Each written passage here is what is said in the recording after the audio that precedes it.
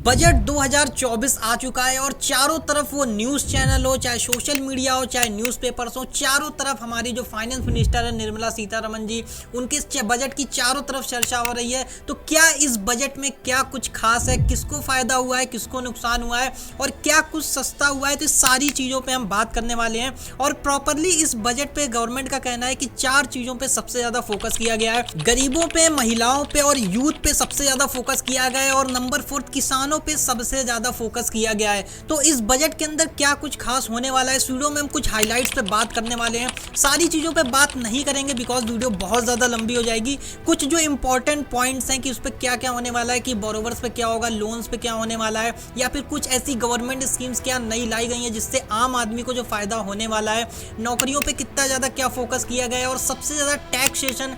Because जितने भी दिन बजट लॉन्च हो रहा था उसके बाद जो हमारा स्टॉक मार्केट है 1100 पॉइंट से नीचे चला गया था, तो ऐसा क्यों हुआ था, सारी चीजों पे बात करेंगे। बट उससे पहले अगर आप चैनल पर फर्स्ट टाइम आए हो तो चैनल को सब्सक्राइब कर लीजिएगा ताकि आपसे ऐसी वीडियोस मिस ना हो सकें। सबसे पहले बात करते हैं टैक्सेस के बारे में कि जो इन्वेस्टर्स हैं उनके ऊपर क्या टैक्सेशन आया है जिस वजह से स्टॉक मार्केट भी इतना डाउन हुआ है। तो सबसे पहला जो शॉर्ट टर्म कैपिटल गेन है उस पर चेंजेस किए गए हैं। जो पहले शॉर्ट टर्म कैपिटल गेन लगता था वो 15% का आपको टैक्स देना पड़ता था, बट अब यहाँ पे 20% का आपको टैक्स देना पड़ेगा। और जैसे ही ये न्यूज आती है स्टॉक मार्केट में तहलका मच जाता है और उसके बाद वहां से 1100 पॉइंट जो है डाउन हो जाता है स्टॉक मार्केट। धीरे धीरे वो अपने आप को रिकवर कर देता है, बट इतना सारा कुछ देखने के बाद इसके बाद लॉन्ग टर्म अगर कैपिटल गेन की बात करें तो यहाँ पे आपको 10% की जगह 12.5% अब यहाँ पे टैक्स देना पड़ेगा, जो कि काफी ज्यादा टैक्सेशन को बढ़ा दिया गया। अब ये जो long term and short term capital gain को बढ़ाया गया है ये ज्यादातर इस वजह से किया जा रहा है, जितने भी छोटे इन्वेस्टर्स हैं, ट्रेडर्स हैं, जो शॉर्ट टर्म काफी ज्यादा गैम्बलिंग्स में आ रहे थे, ट्रेडिंग्स में आ रहे थे, तो सेबी का भी ये कहना है, बिकॉज सेबी के भी काफी तेजी से ये अपडेट्स आ रहे थे कि इस चीज को हमें कम करना है, तो टैक्स बढ़ाने का ये छोटा सा एक ऑप्शन वो ले रहे हैं कि आपको जो टैक्स बढ़ रहा है इससे शायद जो लोगों का जो है इन्वेस्टर्स का वो इन्वॉल्वमेंट है वो थोड़ा कम हो सके। और इसके साथ ही अगर हम एसटीटी की बात करें, जो भी लोग फ्यूचर एंड ऑप्शंस में ट्रेड करते थे, जो सिक्योरिटी ट्रांजेक्शन टैक्स होता है इसको भी गवर्नमेंट ने बढ़ा दिया है। यहाँ पे आपको 0.06% पहले लगता था, अब यहाँ पे आपको 0.1% टैक्स देना पड़ेगा। तो जितने भी इन्वेस्टर्स हैं या ट्रेडर्स हैं उनके लिए काफ़ी ज़्यादा बुरी खबर होने वाली है कि टैक्सेशन इतना ज़्यादा बढ़ा दिया गया है। और बहुत सारे लोग इसका जो है अपोजिट भी हैं कि गलत चीज़ की गई है, इससे कुछ होने नहीं वाला है। बट सरकार का कहना है कि इससे जो है काफ़ी ज़्यादा जो फ़ायदा होने वाला है, हमारा जो रिटेल इन्वेस्टर है वो काफ़ी ज़्यादा फंस रहा था इस सब चीज़ों में, वो इन सब चीज़ों से बाहर निकल पाएगा। इसके साथ ही अगर हम रियल इस्टेट की बात करें, रियल इस्टेट में क्या चेंजेस हुए गए हैं, तो पहले क्या होता था, रियल इस्टेट के अंदर आपको इंडेक्सेशन का बेनिफिट देखने को मिलता था, बट अब गवर्नमेंट ने इंडेक्सेशन बेनिफिट को हटा दिया है। अब बहुत सारे लोगों को इंडेक्सेशन के बारे में नहीं पता होगा, तो उनको मैं बता दूं, पहले अगर आप कोई भी प्रॉपर्टी खरीदते थे, लेट एग्जांपल अगर आपने 1 लाख रुपए की कोई प्रॉपर्टी खरीदी है, अगर आज के समय में उसकी वैल्यू 10 लाख रुपए है, तो पहले क्या होता था कि वो जो 9 लाख का आपका प्रॉफिट है उस पर इन्फ्लेशन को एडजस्ट किया जाता था, देन आपका जो वहां पे प्रॉफिट निकल के आता था उस पर आपको टैक्स देना पड़ता था।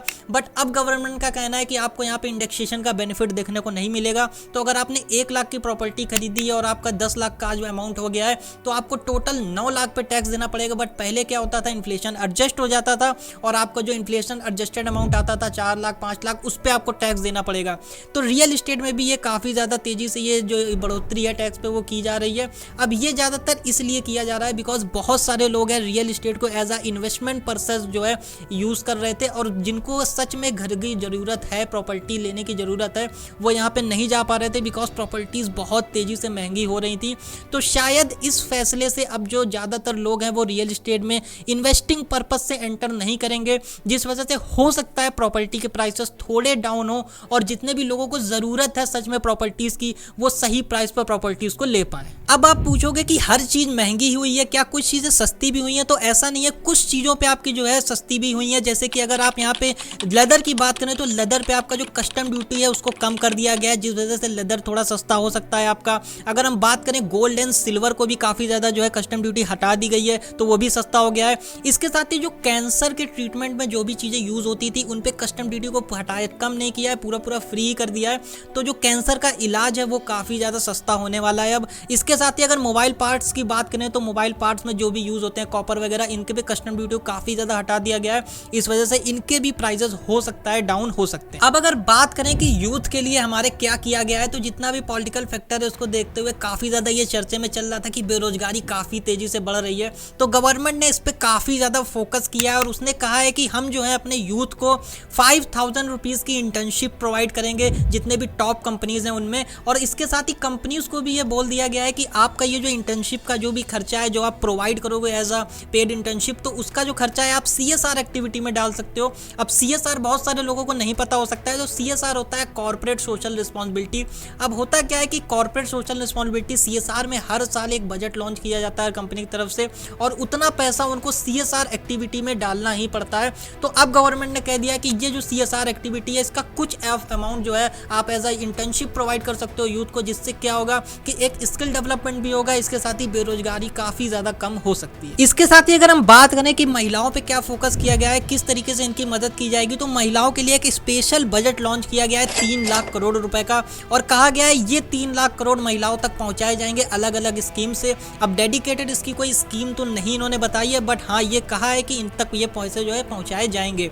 अगर हम बात करें कुछ गवर्नमेंट स्पॉन्सर्ड स्कीम की, तो जो प्रधानमंत्री आवास योजना थी इसको काफी ज्यादा बढ़ा दिया गया है। इसके साथ ही अगर किसी स्टूडेंट को हायर एजुकेशन के लिए लोन लेना है, एजुकेशन लोन, तो उसके भी अमाउंट को 10 लाख रुपए तक बढ़ा दिया गया है। बट यहाँ पे आपको एक कैपिंग देखने को मिलेगी छोटी सी, कि आप इस लोन को लेने के बाद जो अपनी स्टडीज है वो इंडिया के अंदर ही कंप्लीट करोगे, आप इंडिया के बाहर जाके अपनी स्टडीज को कंप्लीट नहीं कर सकते हो।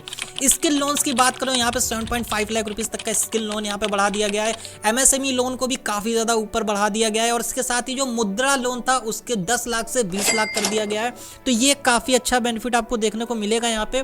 बट यहाँ पे सबसे बड़ी प्रॉब्लम ये है मुद्रा लोन के अंदर कि मुद्रा लोन जब भी कोई अप्लाई करता है या तो बैंक वाले उससे काफी ज्यादा डॉक्यूमेंट्स मांग लेते हैं या तो उनका लोन अप्रूव ही नहीं होता है। तो अगर ये 10 लाख से 20 लाख इन्होंने बढ़ा भी दिया है तो यहाँ पे कोई ज्यादा बेनिफिट यहाँ पे लोगों को देखने को मिलेगा नहीं, बिकॉज लोन अप्रूव बहुत ज्यादा कम होते हैं।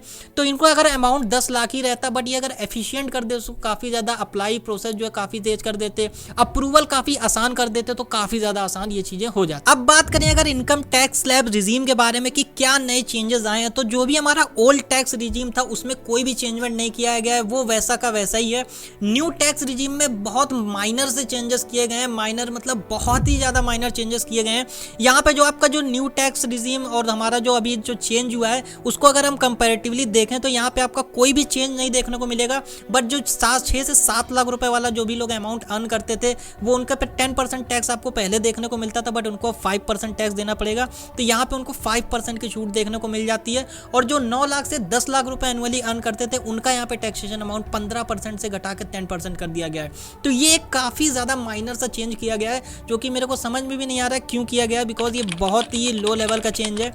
अगर हम स्टैंडर्ड डिडक्शन की बात करें तो यहाँ पे आपको 75,000 रुपए तक का स्टैंडर्ड डिडक्शन को बढ़ा दिया गया है। तो 2024-25 का भारत का ये नया बजट क्या रेवोल्यूशन लेके आने वाला है इंडिया में, ये तो वक्त ही बताएगा। बट बजट के जितने भी मेन हाईलाइट पॉइंट थे इन्वेस्टर्स के लिए, रियल एस्टेट इन्वेस्टर्स के लिए, स्टूडेंट्स के लिए, अलग अलग लोगों के लिए, वो मैंने सारे इस वीडियो में कवर कर दिए हैं। इसके अलावा अगर कोई भी इंपॉर्टेंट पॉइंट छूट जाता है तो मैं उसको शॉर्ट्स में कवर कर दूंगा। तो चैनल को सब्सक्राइब कर लीजिएगा ताकि आप तक कोई भी इंफॉर्मेशन मिस ना हो सके।